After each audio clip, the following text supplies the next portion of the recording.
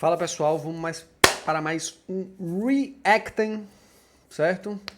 Ele ganhou dinheiro com o poder da mente. Richard Barr, episódio 4 da nossa série aí de Reacts, beleza? Atualizar aqui para sintonia. Nesse vídeo eu vou falar sobre Richard Barr. Olha que eu demorei para saber, fui pesquisar como é que fala sobre o nome dele. Esse cara, Richard Barr. Esse cara, ele parece que ele não sabe falar o nome direito de nenhum trader, né? E a importância do mindset. Mais um trader desse livro aqui, dessa série que está sendo um sucesso. Vamos para a vinheta e a gente vai falar mais sobre esse cara. Bora lá. Pam, pam, pam, pam, pam, pam, pam, pam, pam.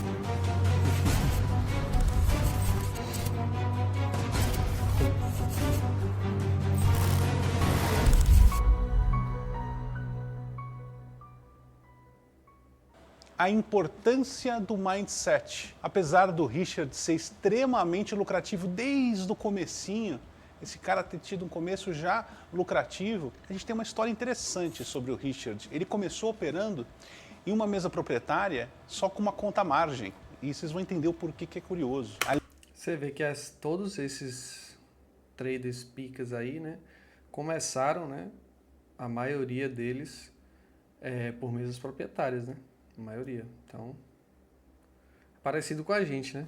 E nos primeiros 14 meses da história desse cara, o próprio Jack menciona no livro que ele não teve como mensurar a rentabilidade do Richard, porque o saldo dele começou a partir de zero. Então, o que a mesa proprietária fazia para ele era dar um limite de loss ali para ele, eu vou contar mais sobre isso, e ele começou a operar de maneira alavancada. Então, esse cara começou de um jeito que muitos de vocês já pensaram ou pensam em começar, e quem sabe a história dele pode ser inspiradora. Mas antes da gente continuar falando da história do Richard, eu quero pedir para que você curta, compartilhe, deixa o like aí, se inscreve no canal. Muita gente não está inscrita no canal, que eu sei. Põe o sininho ali, ativa o sininho e a gente vai poder passar para vocês muitos e muitos conteúdos muito legais, como esse, que vocês vão poder assistir aqui no canal do SST.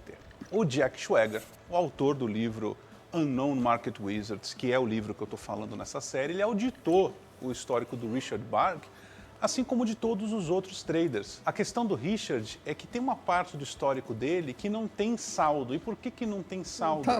Porque ele começou operando numa mesa proprietária e ele começou com saldo zero. Basicamente, ele começou com um limite de risco. Nos últimos anos, nos últimos 6 para 7 anos, que ele já tem um saldo acumulado, o Richard Barr ele acumulou um histórico fantástico, ali na casa de 280% ao ano. E parte importante desse histórico e dessa performance ser tão alta é pelo fato dele operar, assim como muitos de nós, futuros, e operar de maneira alavancada. Então, tanto a rentabilidade dele quanto o risco também ficam maiores que o normal. E apesar dessas operações alavancadas em futuros, o Richard consegue controlar bem o drawdown em níveis bastante conservadores. Os piores meses dele chegam na casa dos 11% de drawdown. O que é drawdown, Garuf? Drawdown basicamente é a redução de capital que você teve. Então imagina que você vai construir ali Se a gente for falar aí, né, 11% é quase o 1% a menos, né, do que a mais no caso das mesas, né? As mesas só são 10%, as mesas de Forex CFD. Histórico, você vai ali construindo um resultado, ele vai subindo, de repente ele cai um pouco. Essa redução do topo para a redução é o drawdown. Então é do momento que ele estava mais alto ali, o seu capital acumulado, ali no fundo, você está num drawdown, está num rebaixamento de capital. Quando ele começa a retomar e recuperar, você começa a sair do drawdown. Você de fato sai do drawdown quando você faz uma nova máxima, um novo saldo acumulado maior do que a última máxima. Esse é o drawdown, esse é o rebaixamento de capital. E o Richard, por acaso, tem um drawdown relativamente baixo pelos ganhos que ele teve. Uma coisa interessante do Richard é que ele mantém uma planilha. Ele tem um Excel, uma planilha onde ele monitora tudo aquilo que ele chama de autoconhecimento. Ele menciona que ele usa essa planilha para monitorar o foco dele, a energia dele, a gestão de risco, como é que ele está, o processo É o de trade trade dele, journal, até né? mesmo se ele faz Trade operações contra a tendência, que aliás ele considera, na visão dele, algo negativo. Ele também controla ali nessa planilha como é que está o ego dele, o medo de perder uma oportunidade, qual que é a taxa de felicidade dele, interessante, né? Por isso que eu falo que ele é o trader do mindset. Ele menciona que ele faz revisões semanalmente nessa planilha, ele procura trabalhar, então, fazendo essas revisões nos pontos que ele está vendo como fraqueza do dia a dia dele. E é um processo que ele faz constantemente, esse monitoramento do comportamento. O Richard, ele menciona que manter um diário e gravar uma planilha com todos os pensamentos dele, sentimentos, é uma rotina que ele considera essencial para encontrar fraquezas no mindset de trader dele. Ele diz que ele consegue encontrar no histórico dele qualquer dia que ele operou, e ele consegue, olhando para o passado, encontrar comentários de anos atrás, como, por exemplo, eu sou um trader horrível, eu nunca vou dar certo nisso. E ele foi anotando e mantendo esse controle. O Richard, aliás, ele dá muito crédito para um processo de controle mental que foi criado pelo Ed Seykota, o famoso trader que também foi entrevistado pelo Jack num outro livro do Market Wizards. Aliás, um processo muito parecido do André do Porto, que está aqui na Tower, e ele faz com um grupo de traders fechados que ele ajuda. O Richard Barg, aliás, ele é um cara que, falando um pouco do histórico dele, da onde ele veio, ele é um cara que cresceu numa fazenda, numa cidade pequena da Inglaterra, e desde cedo ele tinha aquele sentimento que ele não queria ser um fazendeiro, como o pai era. Ele queria ser rico. Ele menciona que a vontade dele, mais do que uma profissão específica, era ser rico. Ele comenta numa... Essa parada de ser rico é uma viagem da porra, porque o trader ele te mostra isso com muita facilidade, né? Porque realmente você pode ficar rico no trade muito rápido, mas ninguém fala a dificuldade que é pra você ficar rico, né, velho? Não é simples. Se fosse simples, tá todo mundo rico. Parte da entrevista que ele lembra de um vizinho que tinha uma mega casa, era a maior casa da cidade, era uma mansão, e quando ele ia na casa, via casa com piscina, um casão, ele até mencionou para a mãe, pô, eu vou ter um dia uma casa dessa. Então ele tinha um drive de ter muito sucesso. Ele disse para o Jack que ele se inspirou para se tornar trader no filme Rogue Trader, que é o filme do Nick Leeson. A gente falou dele no episódio passado. É até interessante que o Jack... Vocês assistiram esse filme? Vocês assistiram esse filme? Coloca nos comentários aí depois se vocês assistiram ele. Inspirou no Nick Leeson, que é um trader que fez Quebrou coisa o banco, errada, né? né? Mas ele disse que ele gostava daquela coisa do pregão viva voz, daquela gritaria, daquela energia que tinha o trading, e foi dali que ele realmente se inspirou, né? Para começar a operar. Ele se formou, aliás, em matemática, ele é um matemático, se formou pelo Imperial College of London, né? London Imperial College, o Colégio Imperial de Londres, é uma baita universidade. Ele já tinha como objetivo de carreira ir para os mercados. Ele buscou estágio em bancos, mas a crise, especialmente de 2008, ele percebeu que estava muito difícil de conseguir realmente um trabalho, mais difícil de conseguir um estágio. Por um tempo, durante a faculdade, ele não conseguiu estagiar. Ele não tinha ali o interesse em ficar dentro de um banco, porque ele não gostava do ambiente corporativo, ele não gostava daquele politicamente correto, de grandes corporações, especialmente bancos. Ele queria um ambiente mais relaxado e mais tranquilo para trabalhar. Mas, no fim das contas, ele conseguiu um estágio no banco. E durante esse estágio, ao chegar ao fim do estágio, ele imaginou que o banco ia propor para ele efetivá-lo, né? E não fizeram. E ele ficou muito bravo, ele se sentiu muito mal. Ele lembra que talvez a atitude dele não tenha sido a melhor durante aquela época, né? Ele também conta que o principal motivador para ele se tornar um trader era realmente ficar rico. E realmente ficar rico para poder fazer as coisas, né? O próprio Jack Schwager fala, puxa, geralmente nos outros entrevistados que eu tive, eles falam que o grande motivador era, na verdade, vencer o mercado, beat the market, né? Vencer o mercado. E o Richard fala que não, ele queria realmente era ficar rico, e ele viu o mercado como um meio para isso, e esse era o motivador dele, vencer a si próprio para atingir o objetivo de riqueza. E de tanto ele correr atrás desse objetivo de operar o mercado, ele conseguiu uma entrevista em uma mesa proprietária. Era uma pequena mesa proprietária, uma empresa de investimento com 3 sócios. Ele foi na entrevista, ele disse que ele foi com muita fome, muita vontade para conseguir passar nessa entrevista. A entrevista começou bem até o momento em que ele foi levado na mesa de operações para conhecer 2 dos 3 sócios. Ele foi entrevistado por um sócio. Ele foi conhecer os outros 2 sócios, né? Depois ele soube que durante esse papo com os outros sócios, ele ficou com a gravata na boca, porque enquanto ele prestava atenção, ele tinha esse hábito que veio desde o colégio, desde da universidade, também especialmente no colégio, que quando ele estava prestando atenção muito focado, ele punha a gravata na boca e ficava mordendo ela. Depois que ele saiu da entrevista, um dos sócios comentou que jamais ia contratar ele, e com aquele jeito, com aquela atitude, aquele jeito estranho. No fim ele conseguiu, um dos sócios falou, não, vamos dar uma segunda chance. Achou que ele seria diferenciado. Imagine, o cara tá lá na entrevista.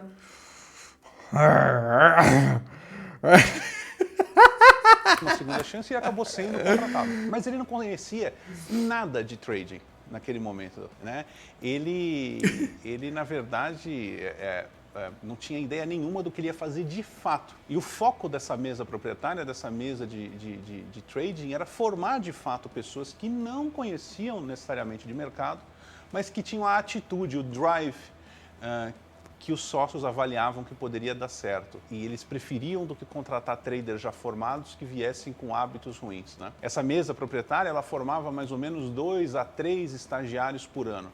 A formação começava com um treinamento de 2 semanas, né? Esse treinamento durava o dia inteiro. E depois disso, esse treinamento, aliás, baseava nas principais técnicas que eles operavam. A principal técnica que eles operavam era eventos econômicos, eventos financeiros. Sabe o calendário econômico que a gente vê nos sites, que tem as divulgações, como payroll, FONC, decisão de taxa de juros? Tem muita gente, né, mano, que opera evento, né? Tem muita gente, conheço muita gente que opera evento, mas, por exemplo, em mesa proprietária, para você operar evento é complicado. A facilidade de você perder uma conta é muito fácil. Eu inclusive, já perdi posicionado, né? Era para eu perder, na época, era uma conta de 100 mil, eu acho. Era para eu perder só $500 na operação e eu acabei perdendo mais do que 5%, porque a parada foi muito contra, né? Spread jogou lá na casa do chapéu. Mas aí é doideira. Conta pessoal, dá para operar de boa. Mas tem que saber muito, tem que conhecer. Etc. Esses tipos de evento, eles procuravam se antecipar com base fundamentalista, se antecipar ao que poderia acontecer, como o mercado poderia se reprecificar, e esse é o principal operacional da mesa, tá? Por exemplo, decisão de taxa de juros de Banco Central. Um dos sócios, dos 3 sócios da mesa, também operava análise técnica principalmente. E o Richard menciona que quando ele se tornou estagiário, ele percebeu que, na verdade, o interesse deles era formar um analista técnico, muito mais do que outros operadores que já tinham lá, que operavam eventos financeiros. E a análise técnica que eles ensinaram para ele era baseada no tempo gráfico do intraday, no day trade, de verdade ali, operar realmente o day trade. O que eles operavam nessa mesa? Operavam futuros, operavam moedas, operavam bonds, vários ativos alavancados normalmente, né? E como é que acontecia quando acabava o curso? Essa mesa proprietária, ela mandava essa galera ali dentro da mesa para operar contas teste, contas demo, por 6 meses, até que eles mostrassem que eles tinham o comportamento e a consistência para continuar fazendo direitinho. E passado, é engraçado que o Richard, ele ficou bastante chateado, porque o outro estagiário que fez com ele o curso preparatório, 2 meses depois começou já a operar dinheiro real e ele continuou pelos 6 meses. E foi uma época excelente, que deu muita oportunidade no mercado que ele não pôde fazer. E no meio disso tudo, os outros traders, né, ambiente de trader é assim, os outros traders da mesa, né, os traders mais antigos, tiravam sarro dele, que olha, desse jeito não vai dar certo, logo logo você está com o pé na rua, né? Ele ficava inseguro porque ele não sabia se a performance que ele estava tendo, apesar de boa, inclusive na conta demo, era o suficiente, era o que os caras esperavam que ele performasse. E o que ele fazia ali naquele começo? Ele basicamente operava padrão técnico, na análise técnica, no intraday, ele operava padrões de abertura, alguns tipos de padrões específicos que ele aprendeu, por exemplo, padrões com gap de abertura, etc., especialmente os movimentos de abertura do mercado, né? É interessante até mencionar que depois que ele começou a operar o dinheiro na conta real, ele continuou por muitos anos operando esses padrões gráficos, análise técnica, mas ele disse que a consistência dele foi mais ou menos. Ele começou a operar também esses eventos financeiros, que era o que a maioria da galera ali operava, se acaba sendo incentivado pelos outros no seu ambiente a fazer. O Jack até perguntou para o Richard se ele gostava de análise técnica, ele disse que sim, mas que ao longo do tempo ele foi vendo que os eventos econômicos estavam dando mais dinheiro para ele, né? E aí até o Jack menciona, ele na verdade, o Richard menciona que ele fazia isso acho que mais para agradar os chefes, né, os sócios, especialmente um dos sócios que operava análise técnica, né? E eu acho que o sócio queria diversificar o jeito que os traders operavam. Uma importante lição aqui é que você pode operar de jeitos diferentes. Nesse quarto episódio, já que a gente está falando de três, do terceiro trader, a gente vê os jeitos diferentes das pessoas operarem. Vai ganhar dinheiro mais a longo prazo, fazendo aquilo que você conhece, que você tem conforto de fazer. E lá naquela mesa proprietária, como é que eles funcionavam, para você entender aí? Eles davam para o cara um crédito, depois do cara passar na entrevista e fazer todo o treinamento, passar naqueles meses todos de conta demo, eles davam para o trader uma linha de crédito de 10 mil libras. E como é que funcionava? Metade dos lucros era dele, trader, metade dos lucros era da mesa. Só que a parte dessas 10 mil libras, eles cobravam mensalmente do trader, olha só, 2.500 libras por mês, pelos softwares, pela própria mesa. Eles tinham plataforma Reuters de notícia, etc. Então tinha todo um custo ali no meio. E uma coisa que até o Richard menciona nessa parte da entrevista é que durante a adolescência ele teve um caso bem severo de depressão, então ele percebeu logo cedo, ali naquele começo daquela carreira, que ele tinha que manter um estado de felicidade e um estado de controle mental alto. Para que ele pudesse de fato performar no mercado. Bem. Ele sempre disse que se focou principalmente e bastante em manter esse estado de felicidade para poder realmente ter uma performance diferenciada, esse caminho da felicidade. Isso é difícil, né? tá? Ele leu inclusive livros e procurou ajuda sobre isso para manter esse estado de felicidade. Bom, passou um ano ali, ele já operando conta real, ele teve um lucro de 20 mil libras, isso foi em 2012, relativamente recente. Mas no fim das contas o resultado acabou negativo, porque os custos todos que ele tinha, todos aqueles custos que ele tinha com a Trading Desk, etc., o software e tudo mais, acabavam comendo os lucros, né? Mas até o próprio Jack menciona, pô, você tinha um limite de 10 mil libras, você fez 20 mil no ano, que resultado excelente, né? Mas o Richard disse que ele não via dessa maneira, ele ainda via que faltava muito, né? E naquele ponto, como é que o Richard vivia? De economias que ele fez, de trabalhos como quando ele trabalhava como garçom e outras atividades, ele tinha economias. E ele foi vivendo essas economias morando em Londres, um cara que veio de uma cidade pequena, filho de fazendeiro, foi ali gastando as economias que ele foi guardando ao longo do tempo. Sobre os pais do Richard, ele comenta que os pais dele não ficavam muito felizes com esse trabalho que ele fazia, inclusive tentavam convencer ele a mudar, não continuar mais, né, com esse objetivo de ser trader. Né? Não é fácil, não. Até chegou um ponto extremo que eles falaram para o Richard que não iam mais ajudar ele em nada financeiro. Mas assim, até o dinheiro realmente entrar, né? Porque quando o dinheiro entra, você, pô, tá aqui, ó, toma, pá, tá, joga na cara, tá. Aí todo mundo apoia, né? Sinceramente, né? E passou mais um ano e ele ainda se sentindo mal no segundo ano, apesar de ter resultados excelentes, ele sentia que faltava alguma coisa, ele não conseguia ver aquilo como algo positivo, ele não conseguia performar do jeito que ele imaginava, né? Mas ele disse, por outro lado, que mesmo nos momentos que ele performou mal, ele nunca pensou em desistir. Ele chegou num ponto que ele chegou para os chefes e disse que não tinha mais grana para se sustentar e que ele provavelmente teria que sair, começar outra carreira. Então os chefes acabaram depois de um dia ou outro ali, 2 dias, decidindo dar para ele um salário, e esse salário seria basicamente não cobrar os custos, né? Não se preocupar com os custos que ele tinha com a mesa e tudo mais, e aquilo que ele performasse ele ia conseguindo usar para viver. Ele até descobriu, inclusive, que essa decisão dos chefes foi feita com incentivo de um cara chamado Amrit, que é o trader que eu vou falar no próximo episódio, o Amrit, que é um trader que o Jack também entrevistou, é um dos traders desse livro. O Amrit também trabalha nessa mesa, tem 3 traders que trabalham na mesma mesa que estão no livro. E o Amrit é um... Caralho, então essa mesa era muito pica, né? Porque, tipo, essas histórias aí são histórias reais e, tipo, tem 3 caras que são muito foda que trabalhavam na mesma mesa. Essa mesa tava no céu, né? Trader excepcional e de muita confiança dos chefes lá da mesa, convenceu o pessoal a ajudar o Richard, né? O Richard avalia o Amrit como um dos 3 maiores traders de sucesso que ele já viu e já conhece, e todos na mesa consideram muito a opinião dele. O próximo episódio eu vou falar dele, aliás. Passado alguns anos, inclusive, o Amrit se tornou mentor do Richard, muito mais próximo dele.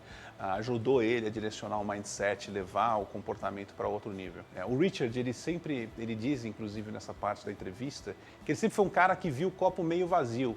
Talvez, muitos de vocês que estão assistindo, talvez se relacionem com isso. Aquela história de você não não conseguia avaliar a satisfação ou performance da maneira correta. A gente sempre coloca aquilo que a gente considera satisfatório num nível muito alto, e ele tinha essa característica, né? Passou 2 anos, já quase 2014, ele já 2 anos dentro da empresa, ele, apesar de ter bastante lucro, os custos ainda comeriam muito desse lucro dele, então ele começou a não ver muita esperança no futuro dele. Mas foi ali no final de 2013 para 2014 que as coisas começaram a mudar para ele. Ele estava monitorando uma oportunidade que era um corte de juros do Banco Central Europeu, e o mercado esperava que houvesse um grande corte em dezembro, no máximo ali, no pior cenário, no fim de novembro para dezembro. Então o Richard se preparou, torceu muito para que isso acontecesse antes, pegasse o mercado no contrapé de surpresa, e aconteceu. Ele imaginou que poderia haver, ele fez uma previsão de um grande movimento caso o mercado fosse pego de contrapé.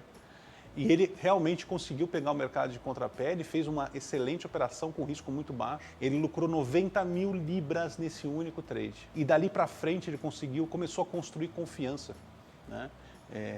E performar cada vez mais. Mas vale um comentário meu, pessoal, aqui. Apesar desse trade ter sido incrível para ele, ele tomou um risco calculado. Ele sabia o limite onde ele ia colocar, ele não ia se quebrar, então tem que tomar muito cuidado, todos vocês. Gerenciamento, né, pai? Com a história de grandes tacadas. Muitas vezes você pode ter oportunidades muito assimétricas, mas você tem que comprar um risco calculado e entender onde está se metendo. Pelo menos no livro não dá a impressão de que ele comprou um risco total. Tá? Então é sempre importante ter isso em mente.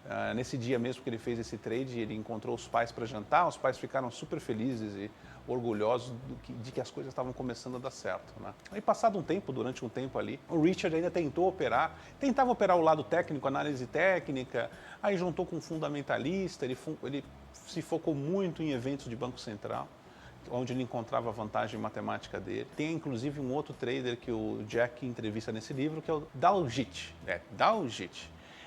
O Dalgit também é dessa mesa, ele ajudou o Richard a construir mais confiança, conseguir ali, inclusive a parte fundamentalista e trading de eventos, ele ajudou muito o Richard nesse momento, em construir esse lado confiante, né? Essa, inclusive, aliás, é o primeiro livro que o Jack faz, onde ele entrevista 3 pessoas que trabalham juntas. Em livros anteriores, ele chegou a entrevistar 2. Né? Essa é a primeira vez que 3 caras trabalhavam na mesma mesa. Aliás, o Richard comenta que uma das operações que ele mais se arrepende de ter perdido, um trade que ele não fez, foi quando o Banco Central da Suíça decidiu deixar de travar a cotação deles baseada no euro. Isso foi ali por 2015. E ele não pegou esse trade porque ele teve que ir no banco dele resolver uma situação pessoal. Ele estava indo viajar para os Estados Unidos para um evento. E aí, quando ele voltou para a mesa, quando ele voltou para o trading desk, para a empresa, todo mundo extasiado com aquilo que tinha acontecido, e ele viu um trade que ele teria um dos melhores risco-retorno da carreira dele,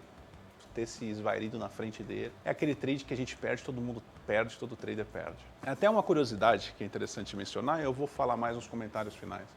Os chefes dele, eles vieram de pregão viva voz, e eles costumavam a falar para ele, falar assim, pô, começa buscando 100 libras por dia, uma coisa que até a gente discute muito aqui no Esquadrão. E ele nunca teve essa mentalidade, ele entendia muito claramente que ele não teria condição de fazer dinheiro todo dia. Ele sabe que ele poderia ficar um tempo sem ganhar dinheiro, mas depois ganharia uma boa grana numa época. É isso que eu falo.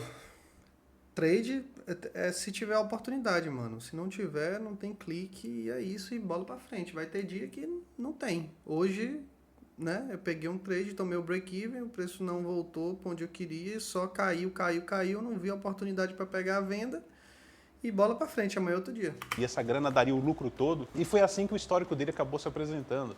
Grandes ganhos em algumas faixas do ano, ganhos menores ou sem ganhos em outras, né? Aliás, o Richard, por ser um matemático e mais com uma cabeça de cientista, ele teve dificuldade por bastante tempo de fazer essas operações com base em eventos econômicos, porque ele não conseguia de fato fazer um backtest e observar a estatística de fato. Foi algo que ele teve que quebrar, foi um paradigma que ele teve que quebrar na cabeça dele. Mas ainda ao longo dos anos, ele tinha esse conflito entre operar análise técnica e operar os eventos, e ora os chefes queriam que ele operasse análise técnica, a turma, os traders em volta operavam eventos, né? Então ele ainda ficou nesse tempo, nesse meio a meio, e até um momento que ele começou a operar tempos gráficos maiores e fazer operações também em gráficos, especialmente em tendências com operações mais longas. Então ele usava ali, ele começou a se aprofundar mais em análise técnica, começou a encontrar lucro também em análise técnica, seguindo tendência. Ele não opera um sistema totalmente premissado, ele usa mais a discricionalidade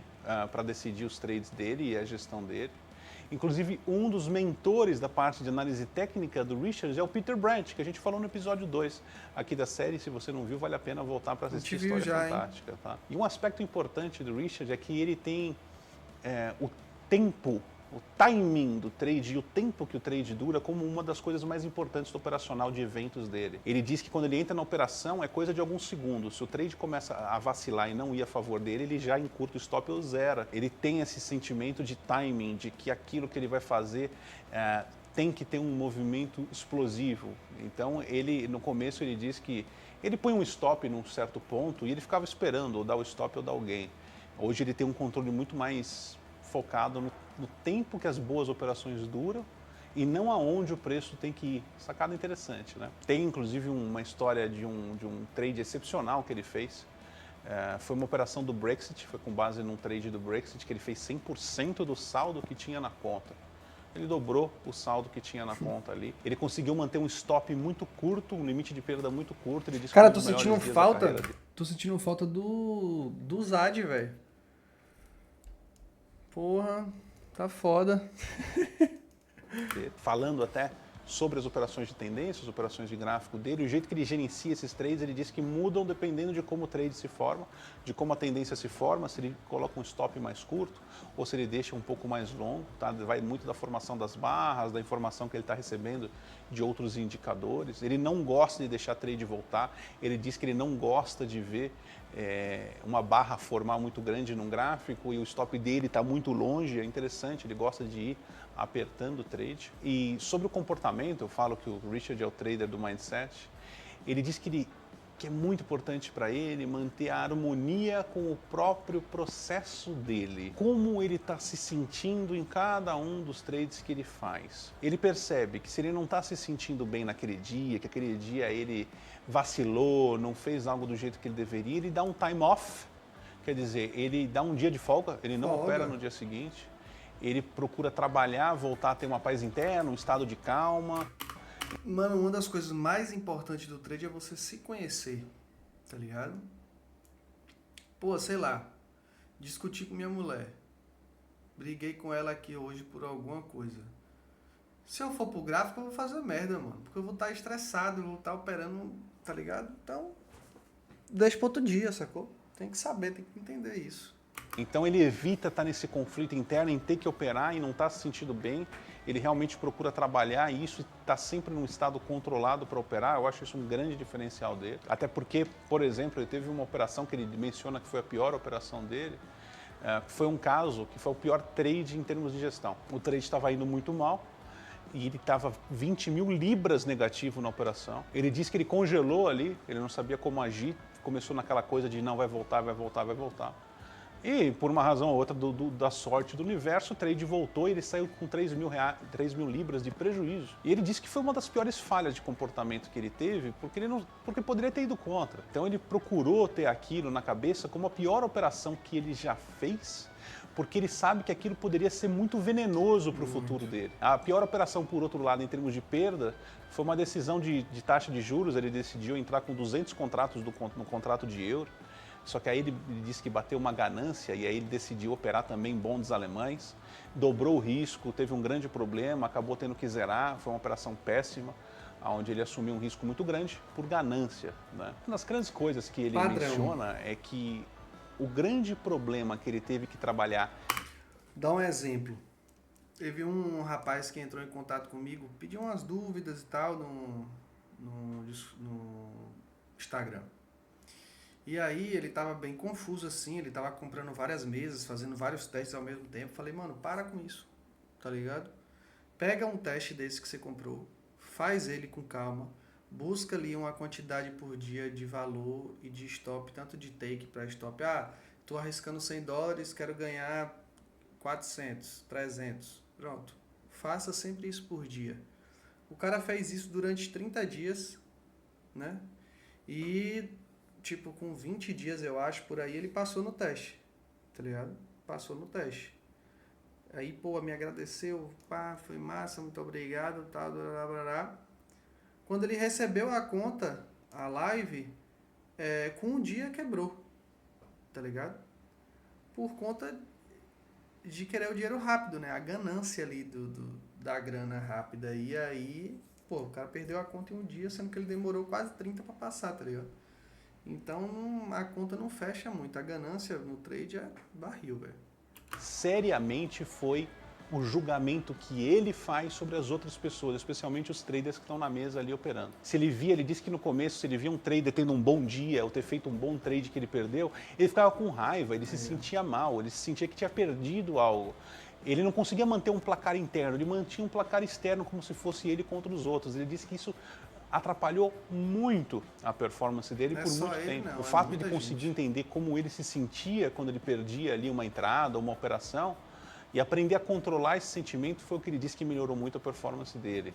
Tá? Ele realmente começou a performar mais quando ele começou a se conhecer. Né? Realmente, atitude e comportamento é muito importante nesse processo. E para a gente continuar e falar de alguns outros comentários, eu quero pedir like, quero pedir que você comente nesse vídeo. Os vídeos estão tendo bastante comentário. Quero ver recorde de comentário nesse vídeo aqui. A gente está vendo cada um deles, eu estou olhando cada um deles. Obrigado pela enxurrada de comentários que está tendo, dos likes, do feedback. Muito obrigado. Está me incentivando a continuar. Deixa teu comentário aqui do que você está achando, o que você achou do Richard. Comentários finais, aliás, agradecendo sempre a meu grande amigo que está no meu Clube do Livro. A gente está falando sobre o livro, o Felipe Mano, que ajudou também nesses comentários finais, tá? O medo de perder oportunidades é um assunto recorrente na entrevista com o Richard. E além disso, em várias ocasiões ele deixa claro quão difícil é lidar com o sucesso dos traders com que ele tem contato. Acabei de mencionar isso, né? Essa ansiedade ganhou até um nome no começo dos anos 2000, chamam de FOMO, Fear of Missing Out, que é o medo de ficar de fora. Antes, nas grandes mesas de operação e atualmente com a onipresença. Já tive muito isso, mano. Caramba, e aí eu ficava com medo de ficar de fora, via o trade indo e aí tentava pegar em qualquer lugar para poder não ficar fora do movimento e aí tomava na tarraqueta. Ih, barril. Mas normal, todo mundo que tá aí ouvindo, se não passou, vai passar por isso. É normal, tá? O trade é isso. Das redes sociais, esse FOMO é um dos inúmeros desafios que os traders têm que superar, se comparar com os outros, não se comparem com os outros. O método usado pelo Richard mostrou que manter uma posição que não sai do lugar ali, ou que está pouco negativa, ou pouco positiva, não é uma estratégia eficiente para ele.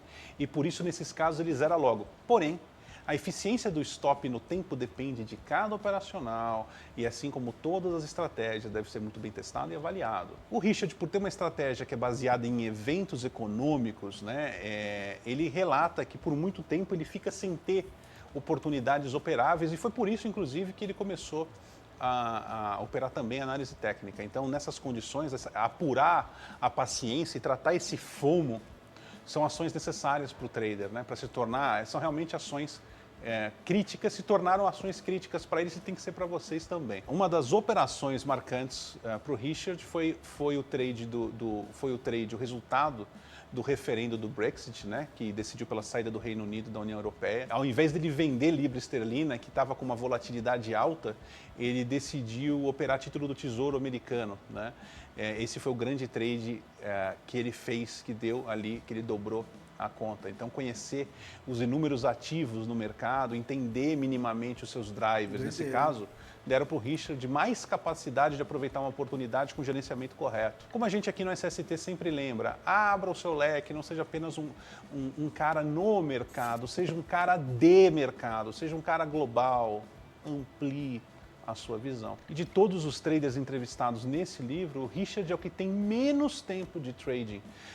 Talvez por ter mais fresca na sua memória todas as agruras dos primeiros anos, ele contou com bastante desenvoltura no livro, a luta dele contra a ganância, contra o medo, a aflição, de ver os outros ganharem enquanto ele não operava, ele não podia operar, a ansiedade pelas oportunidades perdidas, a desconfiança, inclusive dos seus familiares. A mãe dele, segundo ele, se preocupa com ele até hoje sobre isso. E como um trader discricionário, o Richard ele se mantém disciplinado para não entrar em operações fora do método dele, né? Ele chama o método dele de sugar trades, né? Os trades doces açucarados. Essa constante vigilância dele não é inerente apenas àqueles com poucos anos de estrada, né? O Ed Seykota, o famoso trader de commodities, está em um dos livros do Jack Schwager também, está no primeiro livro da série, sequer tinha uma tela com as cotações do mercado em tempo real na sala. Ele dizia que ele queria evitar a tentação de fazer operação que não estava alinhada com o método dele. As operações mais traumáticas do Richards não foi nem de perto o que lhe deu o maior prejuízo financeiro, né? Mas aquela que ele retirou o stop e acabou torcendo para o trade, o tal do trade de 20 mil dólares, né? Quando ele viu o risco que ele tinha corrido, ainda que o mercado tivesse de fato ouvido as preces dele, causou um desconforto tão grande, né, que ele acabou ficando vários dias sem operar. Então, conclusão, a indisciplina ela causa perdas no presente e no futuro, na maioria das vezes. Dos sócios da primeira mesa proprietária que ele trabalhou, o Richard recebeu esse conselho de tentar ganhar 100 libras por dia, 100 coisas por dia, né, 100 patacas por dia. E fazer isso de forma consistente. Mas apesar de ainda estar no início da carreira, o Richard já entendia que a consistência no trade não significava ganhar todos os dias. E tampouco ganhar um valor pré-definido. Se o Richard pôde entender isso desde o início, todos também podem entender desde já, para não cair na promessa dos 500 reais por dia, faça 500 todo dia, faça 100 todo dia. A migração da mentalidade de eu quero ganhar muito dinheiro para de eu preciso focar no processo não é um lugar comum no depoimento de todos os traders de sucesso. Para o Richard, além disso, buscar um estado de felicidade era uma necessidade absoluta, face à depressão com a qual ele lidava. Ele não culpou nada nem ninguém, buscou o autoconhecimento. Foca no processo, foque no processo, em uma vida feliz e saudável e siga o 11º mandamento do grande amigo meu aqui, João Homem. Faça o que precisa ser feito. Esse é o Unknown Market Wizards, esse foi o Richard Barg, é o trader do Mindset. E eu... Cara, muito top. Muito top. É isso, mano, Mindset é tudo. Tá ligado? Não importa, né? Não se comparem com ninguém, foquem no de vocês, seja você, com pouco, com muito. E é isso. Vamos fazer outro logo mais. Precisando, estamos aqui. Valeu, falou!